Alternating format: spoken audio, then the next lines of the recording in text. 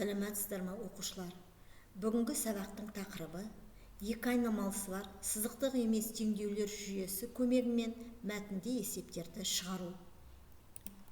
Оқу мақсаты: мәтінде есептерді теңдеулер жүйелер арқылы шығару. Есептің шарты бойынша математикалық модель құру.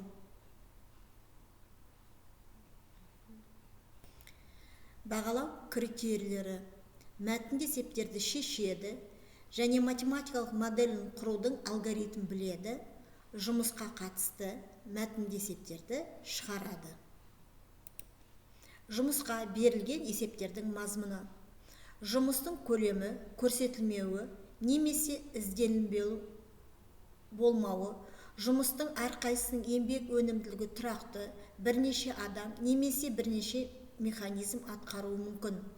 Жұмысқа берілген есептердің негізгі компоненттері: А әрпімен жұмысты белгілейміз, Т әрпімен уақытты белгілейміз, Н әрпімен жұмыс өнімділігі немесе уақыт бірлігіндегі атқарылатын жұмыс.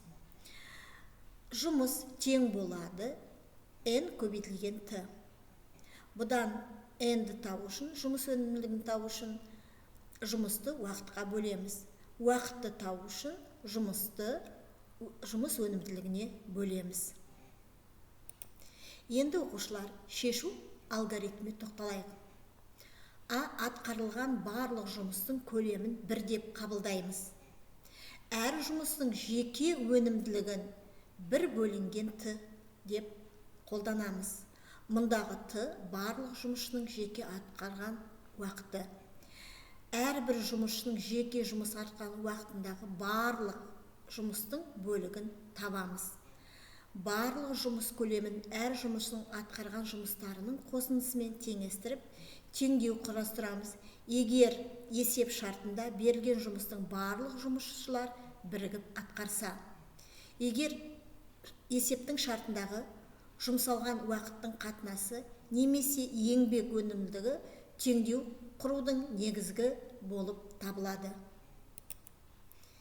Бірлескен жұмысқа берілген есептер: айталық X бірінші жұмысшының берілген жұмысты орындаған уақыты, Y екінші жұмысшының осы уақытта орындалған уақыты болсын.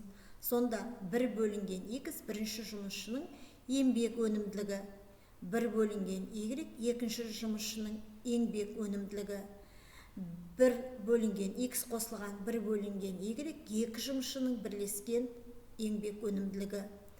Енді бірлескен уақытты табу үшін біз 1-ді бөлеміз екі жұмысшының бірлескен еңбек өнімділігіне. Сонда бізде, егер ары қарай түрлендіретін болсақ, бөлшектің алымында X пен Y, бөлімде X қосылған Y. Бұл бізде екі жұмысшының бірлескен жұмыс уақыты болып табылады. Енді оқушылар, біз мынау мысалды талдайық. Бұл мысал алгебра оқулығынан 4 сынып Әбілқасымов. Номері 4-11. Бассейнді толтыру үшін бірінші құбыр 12 минут, ал екінші құбыр 7 минут қосу керек.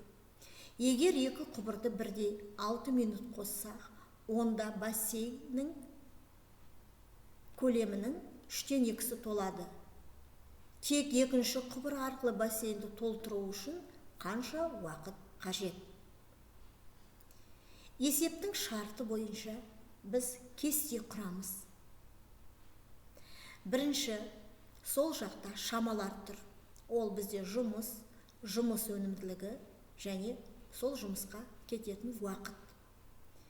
Егер бірінші жұмысшы жалғыз өзі істейтін болса, бір жұмысты, ол X уақытта жұмыс істесін. Онда оның өнімділігі 1 бөлінген X болады. Екінші жұмысшы жалғыз өзі бір жұмысты істейтін болса, Y уақытта, онда оның жұмыс өнімділігі 1 бөлінген Y болады. Енді есептің шарты бойынша алдымен екеуі бірігіп бассейнді толтыру үшін әрқайсының өнімділігі бізге берілген. Біріншінікі 1 бөлінген X, екіншінікі 1 бөлінген Y. Онда бірінші құбыр 12 минут, екінші құбыр 7 минут жасайды. Ал есептің енді екінші бөлімдегі шартында бізде айтылған бірінші жұмысшы мен екінші жаңағы құбырымыз бассейннің 3/2 бөлігін толтырады. Онда екеуінің жұмыс өнімділігі 1 бөлінген X қосылған 1 бөлінген Y. Олар 6 минут ағады. Енді біз есептің жаңағы шарты бойынша жүйе құрайық.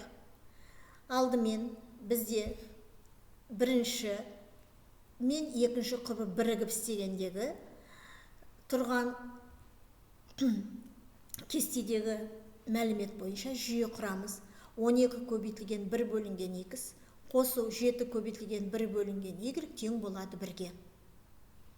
Енді екінші жүйедегі екінші теңдеу ол бірінші құбыр мен екінші құбырдың бірігіп істеген жұмыс бөлігі. Яғни 1 бөлінген X қосылған 1 бөлінген Y тең болады, өнімділік тең болады. Яғни біз 3/2-ні бөлеміз. Неге? 6-ға. Сөйтіп теңдеуді шешеміз. Сонда бізде екінші теңдеуді қарайтын болсақ, 1 бөлінген X қосылған 1 бөлінген Y тең болады 9-1. Ал бірінші теңдеу 12 көбейтілген 1 бөлінген X қосылған 7 көбейтілген 1 бөлінген Y тең болады 1-ге. Енді оқушылар, жүйені шешейік. Сонымен бірінші теңдеудегі 1 бөлінген Y-ті біз өрнектеп алып, екінші теңдеудегі 1 бөлінген Y-тің орнына қоямыз. Сөйтіп теңдеуді шешеміз. Сонда теңдеуді шешкен кезде бізде болып тұр X-тің мәні 45 бөлінген 2. Сөйтіп бірінші теңдеудегі 1 бөлінген X-тің орнына қоямыз. Сол кезде Y тең болады 15 минут деген жауап шығады. Енді оқушылар, оқу тапсырмасы. Бұл оқу тапсырмасы оқулықтан алгебра 4-шы сынып, авторы Әбіл Қасымов. Сабақ аяқталды. Қош сау болыңыздар.